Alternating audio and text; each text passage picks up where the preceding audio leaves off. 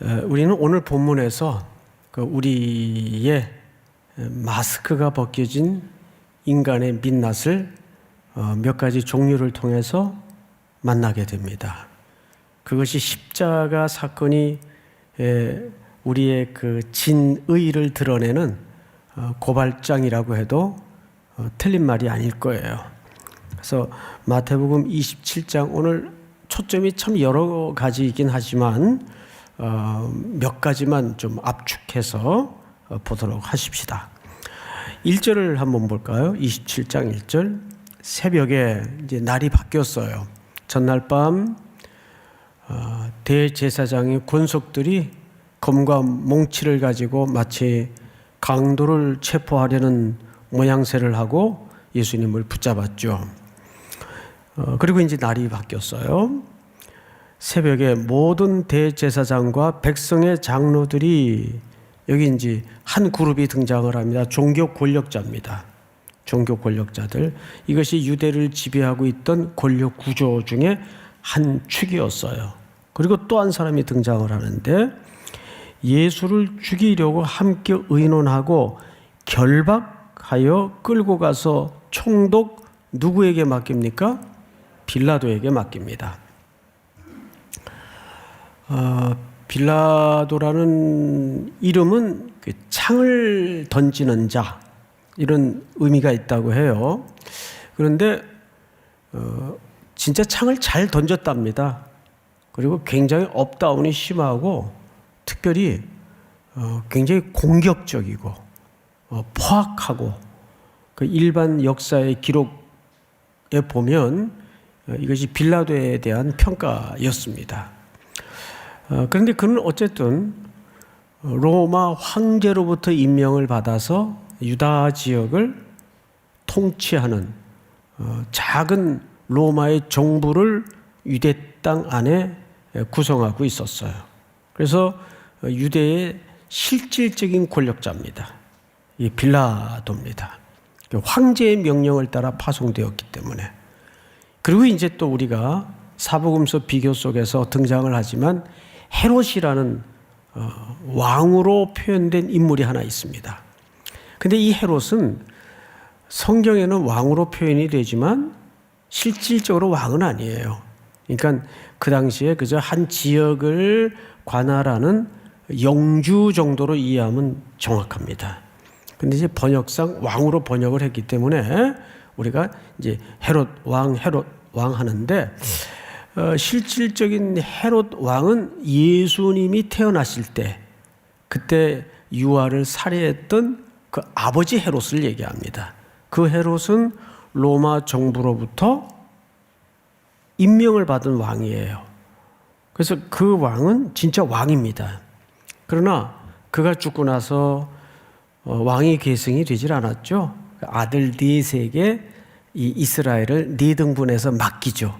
그러니까 사실은 영주 정도의 위치밖에는 안 되지만, 이들의 영원한 소망이 왕위를 달고 그렇게 불리워지는 것이기 때문에 성경에서도 그냥 왕으로 호칭을 하고 있어요.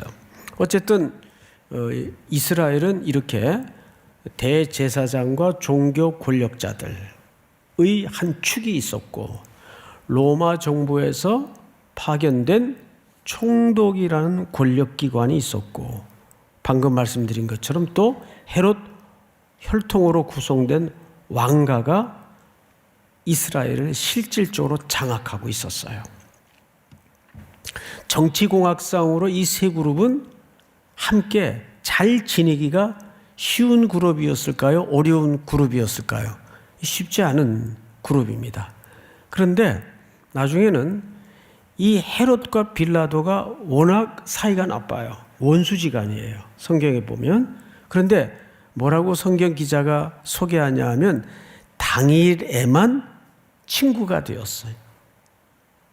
공공의 적을 놓고, 공공의 적이 당연히 누구겠습니까? 예수님이죠. 예수라는 인물을 서로 핑퐁합니다. 자, 대제사장과 장로들이 이 사람은 제거하는 게 이게 맞겠다. 그래야 우리의 위치가 조금 더 편안해지겠다. 왜? 이 젊은 청년을 따라서 백성들이 확 쏠려 있기 때문에 자기들의 권력 기반이 약해질 수가 있었거든요. 신문을 해보니까 딱히 흠잡을 것도 없는데 싫어. 이게 더 무서운 거예요. 그러니까 싫은 거예요. 어쨌든 이 사람이 제거되었으면 좋겠는 거예요. 근데 명분 없이 이 사람을 제거했다가는 6월절도 다가오고 코앞에 있는데 오만 대서 많은 사람들이 몰려들 텐데 밀란이 일어날 위험성이 있습니다. 그러니까 죽이긴 죽여야 되겠고 자기들 손에 피를 묻히자니 밀란의 위험이 있고 하다가 이거를 정치적으로 이용하기 시작합니다. 빌라도는 로마 정권에 기반한 인물이에요. 그러니까 이것을 로마 정부에 넘겨버립니다. 그래서 오늘 그 얘기를 하는 거예요. 빌라도에게 넘겼어요. 그리고 이제 말하자면 빌라도의 신문이 이루어집니다. 11절. 예수께서 총독 앞에 섰음에 총독이 묻습니다. 네가 유대인의 왕이냐? 예수께서 대답하시되 네 말이 옳도다. 자, 여러분 잠깐 앞을 보실까요? 많이들 이 부분을 예수님이 시인한 걸로 오해를 하는데 이 말은 시인한 말이 아니에요. 빌라도가 예수님에게 물었던 것은 네가 진짜 소문대로 이 땅에 유대 땅에 네가 왕이냐? 라고 물은 거예요. 근데 표면적으로는 예수님이 긍정적인 대답을 한 것처럼 쓰여져 있습니다. 근데 여기서 옳도다라는 말은 네 말이 맞다라는 차원이 아니라 범우주적인 차원에서의 설명이에요. 예수님은 로컬, 지역에 국한된 유대의 왕으로만 이 땅에 오셨습니까? 아니면 만물의 왕으로 오셨습니까? 예, 온 우주의 왕으로 오셨단 말이에요. 예수님은 그 대답을 하신 거예요. 그런데 빌라도는 그 대답의 진의를 당연히 지금 못 알아듣고 있습니다. 자, 그리고 이제 성경을 보십시다. 12절. 대제사장들과 장로들에게 고발을 당하되 아무 대답도 아니 하시는지라. 이때부터 예수님은 딱 그 한마디만 긍정 같은 대답을 꺼내놓으시고는 그 이후에는 매우 무거운 침묵으로 들어가십니다. 자, 근데 이 침묵 때문에 빌라도가 놀랬다 그랬어요. 몇 절을 보시냐면 13절 보실까요? 시작. 이에 빌라도가 이르되 그들이 너를 쳐서 얼마나 많은 것으로 증언하는지 듣지 못하느냐 하되 한마디도 대답하지 아니하시니 총독이 크게 어떻게 했다고 되어 있죠? 예, 예수님의 침묵 앞에 왜 빌라도는 놀랬을까요? 그 흐름을 잘 미묘하지만 간파할 수 있어야 돼요. 그래서 어차피 이 성경이라는 것도 문학이라든지 어떤 장르라든지 글을 통해서 쓰여진 내용이기 때문에 우리가 그런 행간을 좀 읽어낼 수 있는 묵상이 필요합니다. 왜 예수님의 침묵에 빌라도는 놀랬고 예수님은 왜 침묵하셨을까? 우선 예수님의 침묵부터 좀 다시 소개를 해드리겠습니다. 지난주 베드로의 배반의 이야기를 여러분들과 나누면서 제가 로완 윌리엄스의 글을 소개한 바가 있어요. 예수님의 침묵 부분에 대해서 만약에 예수님이 여기에서 침묵하지 않고 자기가 억울하고 죄 없이 끌려왔으며 저들의 고발이 매우 부당하고 증거도 없는 앞뒤가 맞지 않는 무고한 고발이라는 것을 적극적으로 설명하고 적극적으로 변호했다면 예수님의 변명은 어떻게 됐을까요? 예수님이 입을 여는 순간 그저 이 땅에 평범한 사람들처럼 이 땅의 한 분깃을 쟁취하기 위한 경쟁자 중에 한 사람으로밖에는 비추어지지 않고, 첫 번째 이유가. 두 번째 이유는 침묵의 이유입니다. 입을 열어 자신을 변호하시는 순간 수많은 해석자들에 의해서, 수많은 사람들의 자기 독선적인 주관적 렌즈에 의해서 예수님의 생각은 갈기갈기 찢김을 당합니다. 피조물이 창조주의 그 높고 깊고 넓으신 자애로운 마음을 헤아릴 그릇이 안 되기 때문에 입을 닫으시는 겁니다. 두 번째는, 왜 그러면 그 모습을 보고 빌라도는 놀랬을까요? 자, 빌라도에게는 신문권이 있습니다. 재판장으로서 권한이 있어요. 그리고 자기 방식대로 얼마든지 배심원 이런 과정 생략하고 재판을 진행할 수 있는 합법적 권한을 갖고 있습니다. 수많은 사람들을, 피고인들을 다루어 봤을 거예요. 근데 그의 생애에 이런 죄수를 처음 만나요. 분명히 빌라도는 저 사람들이 증거 없이 불법으로 지금 이 재판을 억지로 끌고 가고 있다는 것을 모릅니까? 압니까? 알아요. 그런데도 왜 이 사람은 변명하지 않을까? 왜 자기를 변호하지 않을까? 더군다나 왜 침묵하는 걸까? 그런데 그 침묵하시는 모습이 어쩔 수 없어서 자포자기하거나 어떤 절망의 무거운 침묵이 아니에요. 오히려 재판은 빌라도가 하고 있는데 형세는 예수님이 그 모든 상황을 재판하시는 듯한 압도되는 느낌을 빌라도가 지금 받고 있는 거예요. 그래서 빌라도는 놀라워할 수밖에 없었어요. 성경을 다시 보십시다. 14절.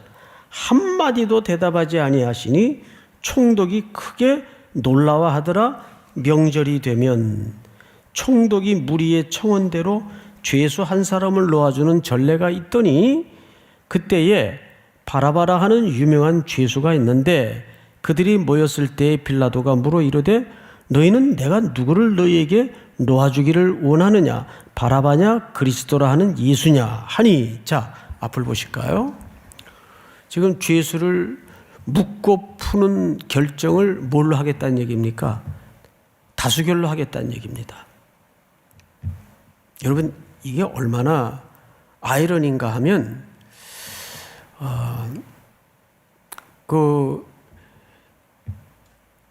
유명한 그 경영학자인데 책도 많이 썼죠. 그분이 오래전에 한국에 방문했던 적이 있어요.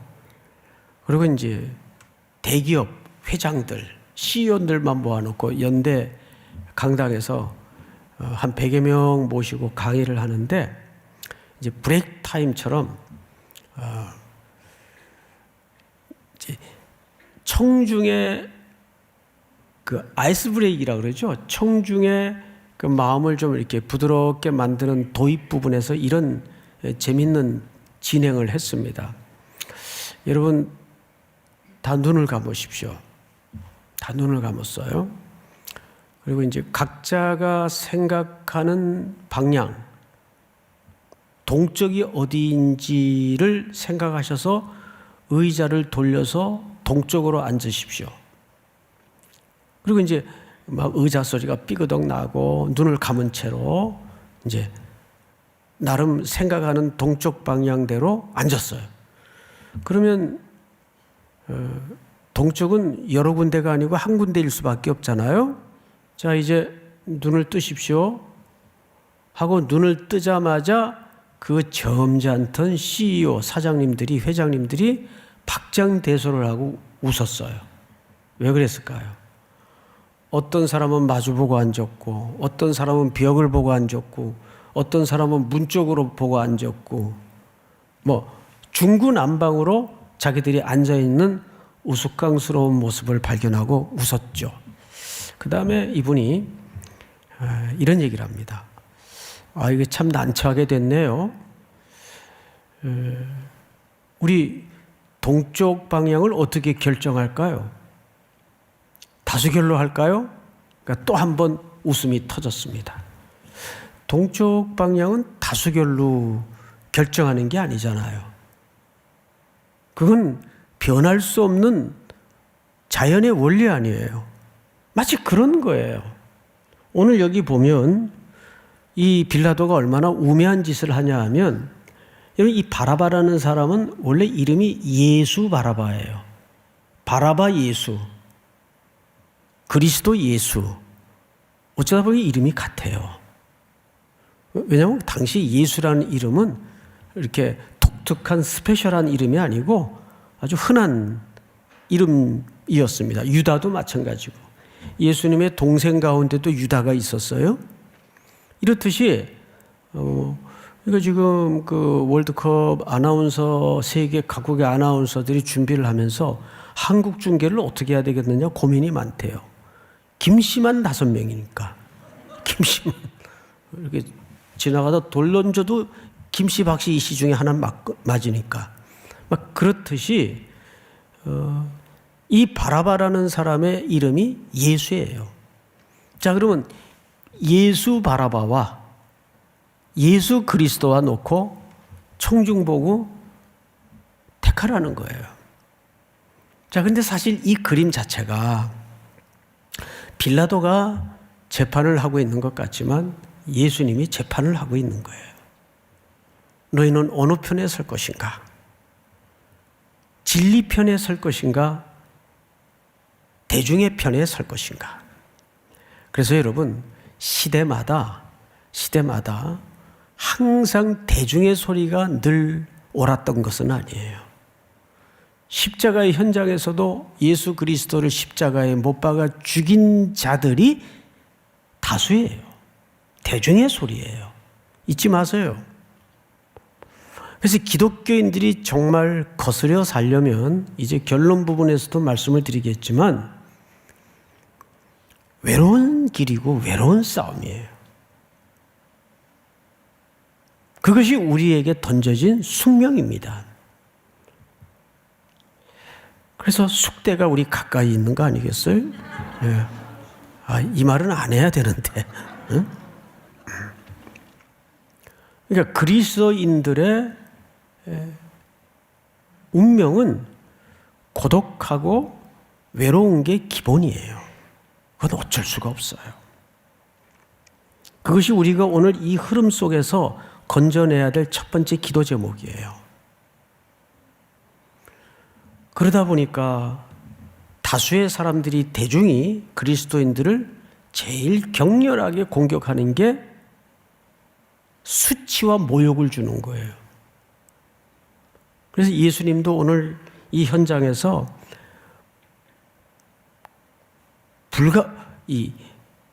아주 부당한 수치와 모욕을 겪습니다. 많이들 십자가 하면 얼마나 아프셨을까? 이렇게 뜻밖의 감성적으로 접근하는 설명들이 많아요. 패션 오브 크라이스트라는 영화도 보면 너무 지나친 과장된 예수님의 육체적 고난에 포커스가 맞춰져 있는데, 여러분 이거 아세요? 뜻밖에도 성경은 예수님의 육체적 고난에 그렇게 자세하고 강조하는 설명이 그렇게 없어요. 그냥 담담하게 팩트만 기록했을 뿐이지. 근데 오히려 어느 쪽의 기록이 더 자세한지 아십니까? 성경을 다시 보십시다. 27절. 이에 총독의 군병들이 예수를 데리고 관정 안으로 들어가서 온 군대를 그에게로 모으고 그의 옷을 벗기고 홍포를 입히며 가시관을 엮고 그 머리에 씌우고, 이거 전부 수치를 주려고 하는 행동이고 모욕을 뒤집어 씌우는 행동들입니다. 이 홍포는 사실 당시 왕들이 주로 입는 색깔이에요. 왜냐하면 비싼 색깔이기 때문입니다. 비싼 천보다도 비싼 색깔이기 때문에 이 이게 이런 자색, 다른 성경에는 자색이라고 나와 있는데 자색 색깔을 내기가 염료 기술상 가장 어려워요. 저도 이제 그 공장 생활을 할 때 단추에 물을 들이는 일을 했었어요. 그 앞에 이 단추 있죠? 단추. 그런데 제일 어려운 배합 기술이 자색을 내는 겁니다. 그래서 비싸요.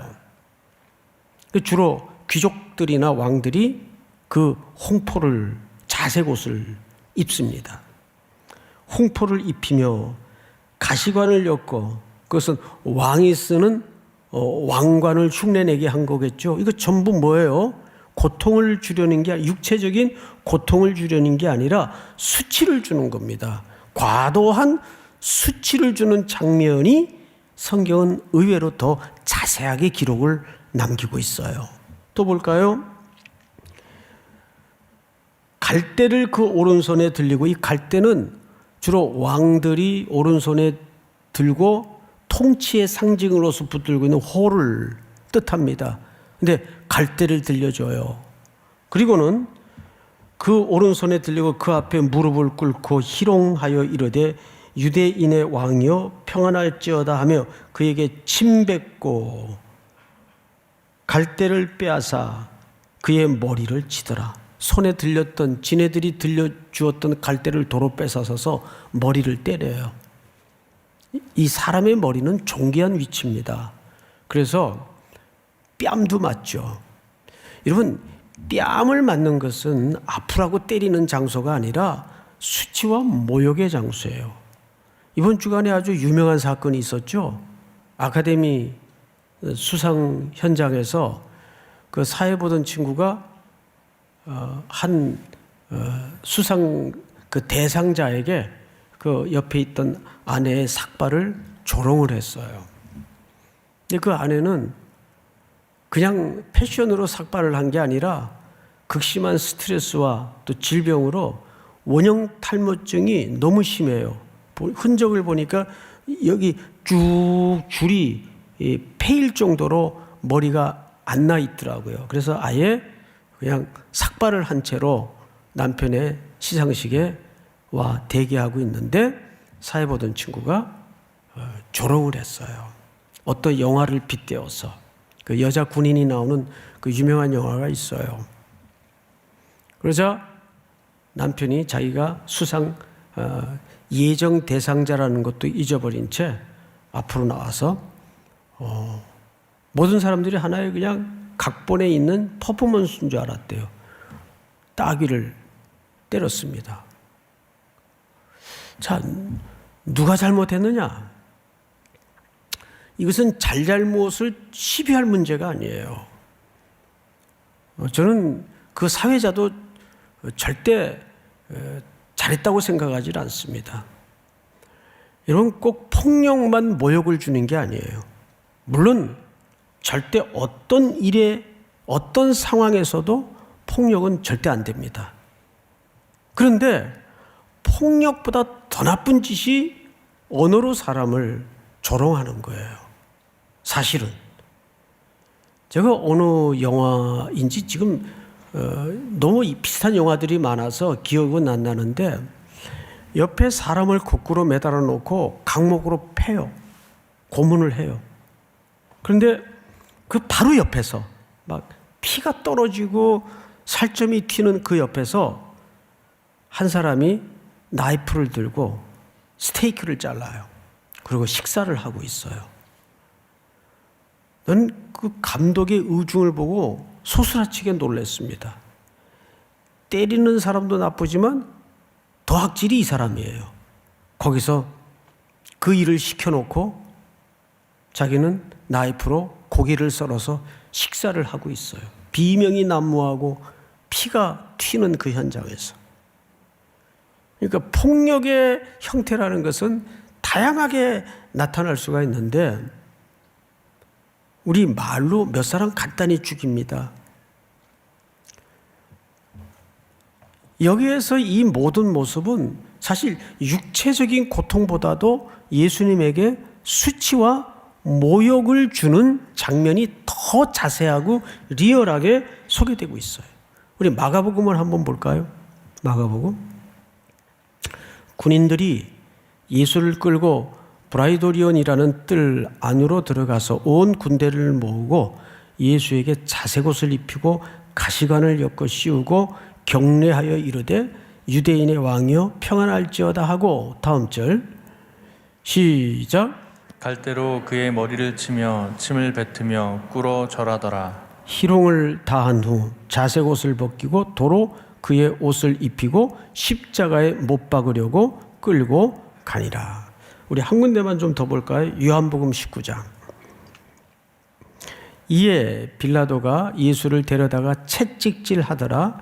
군인들이 가시나무로 관을 엮어 그의 머리에 씌우고 자색옷을 입히고 앞에 가서 이르되 유대인의 왕이여 평안할지어다 하며 손으로 때리더라.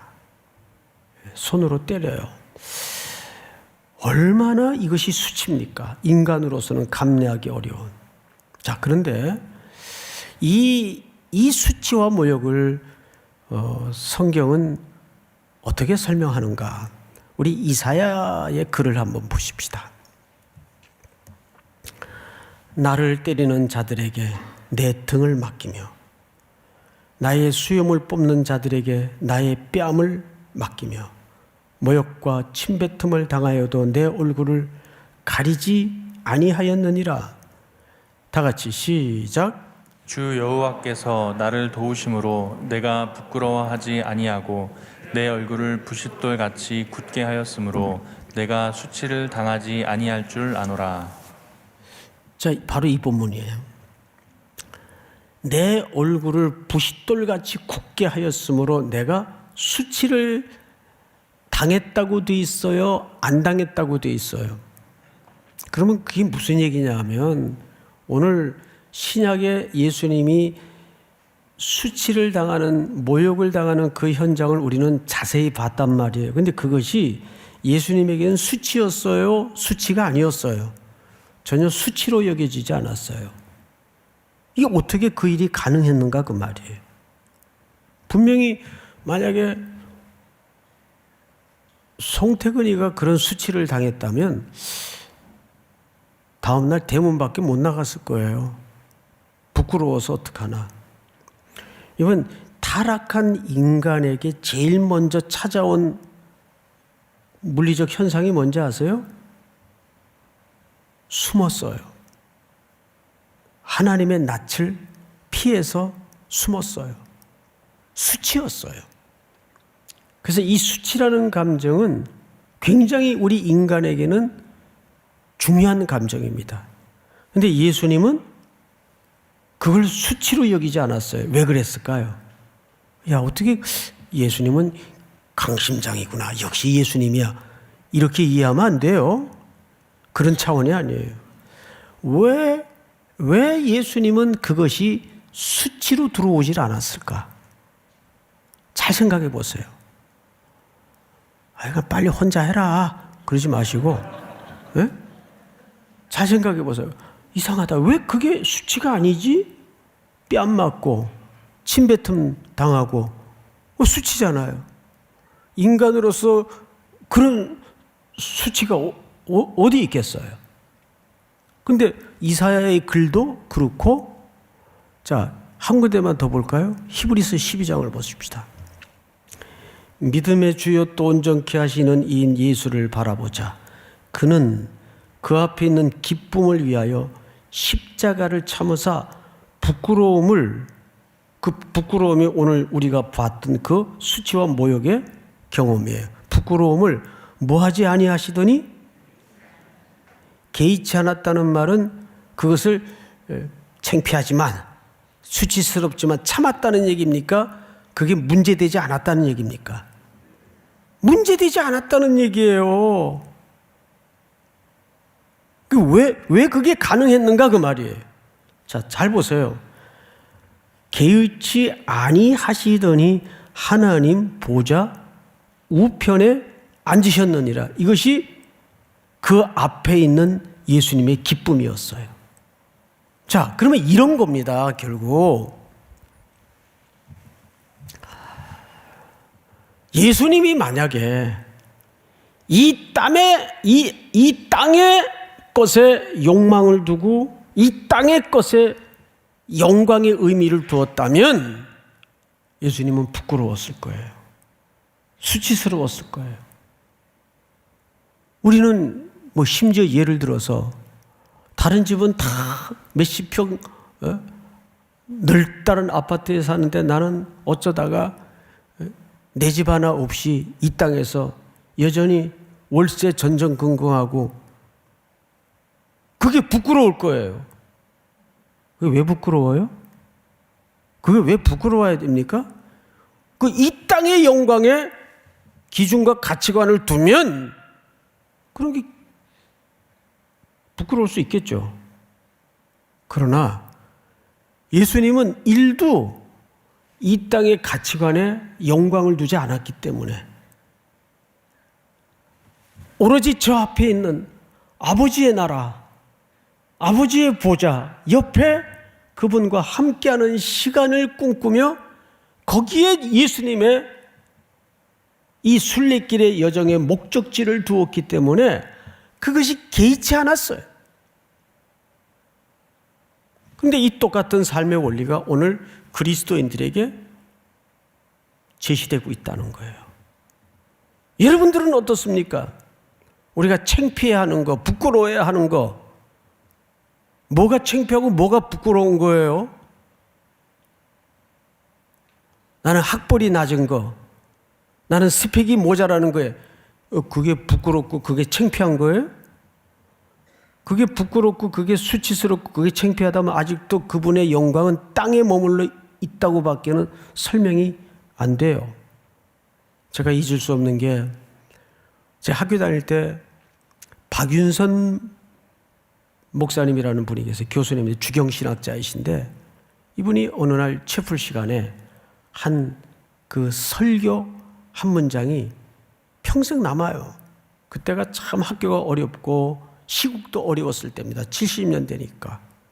채플 시간에 그 교수님이 그런 얘기를 해요. 이분이 이렇게 말이 유창한 분이 아니에요.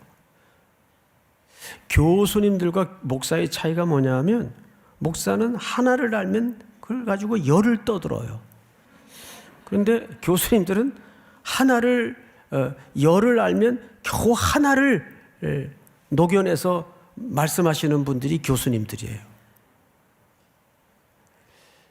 말이 이렇게 유창한 분이 아니고 어느데 어금니를 꽉 물고 말씀하시는 스타일입니다. 여러분, 내가 생각해도 지금 똑같아.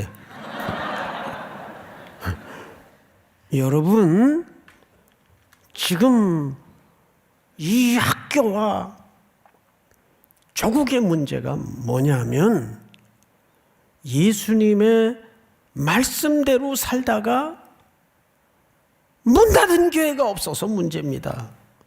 학생들이 그 말 처음에 보통 못 알아들었어요. 예수님의 말씀대로 살다가 문 닫은 교회가 없어서 문제입니다. 그런데 그 이해할 수 없었던 말씀이 사라질수록 너무 살아서 들어오는 거예요. 정말이에요. 예수님이 그 수치와 모욕은 사실 누가 받아야 될 몫이었습니까?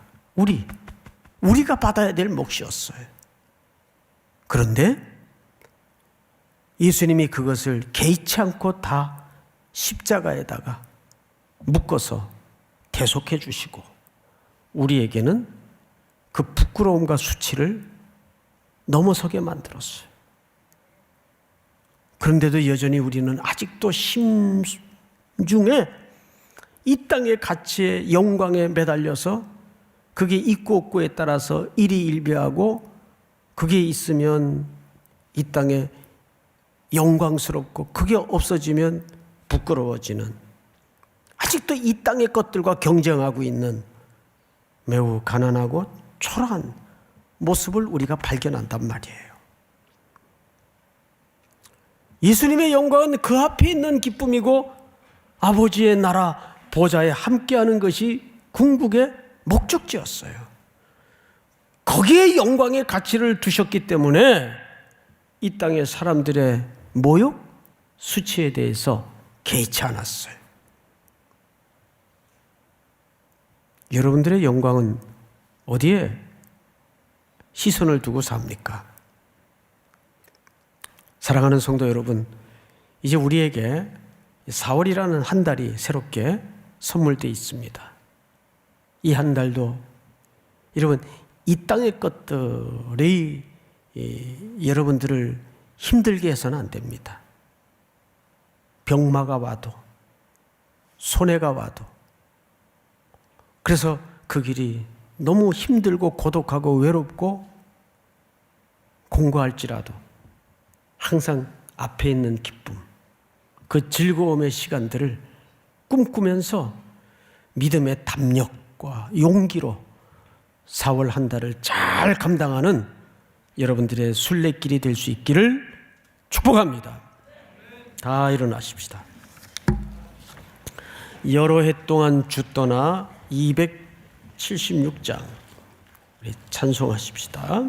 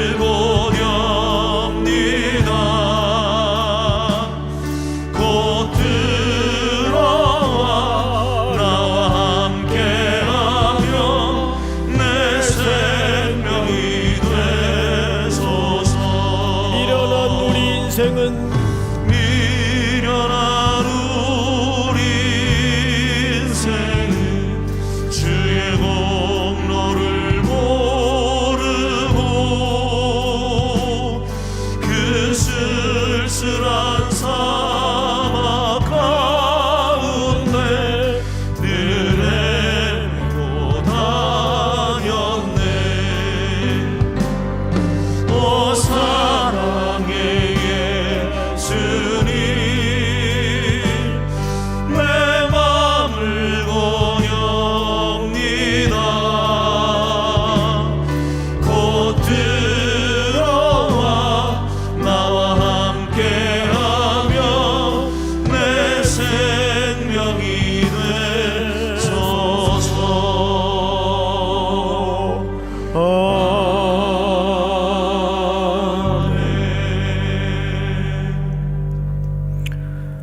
사랑의 주님, 우리를 대신해 홍포를 입으시고 우리를 대신해 가시관을 쓰시고 우리를 대신해 침뱉음을 당하시고 수치와 모욕을 겪으신 주님, 다시 한번 이 비틀려지고 어그러진 세상 속에 주님을 따르는 제자로 4월 한 달을 살아낼 때에도 외롭고 고독한 싸움을 맞닥뜨려 담대한 믿음과 용기로 주님을 붙잡는 그리스도의 제자로서의 한 달이 되도록 이끌어 주시옵소서. 수많은 세상에 비틀려진 공격 앞에도 당황하지 않도록 도우시고 물러서지 않도록 도우시고 믿음의 용기를 통해서 예수님 꽉 붙들고 승리할 수 있는 주의 백성들이 되도록 이끌어 주시옵소서. 지금은 우리 구주 예수 그리스도의 은혜와 하나님 아버지의 사랑과 성령님의 교통하심이 머리 숙여 경배를 드리는 사랑하고 사랑하는 귀한 우리 3일의 청년들, 성도들, 해외, 군에 멀리 출타 있는 가족들, 복중의 생명까지 영원토록 함께 있을지어다. 아멘.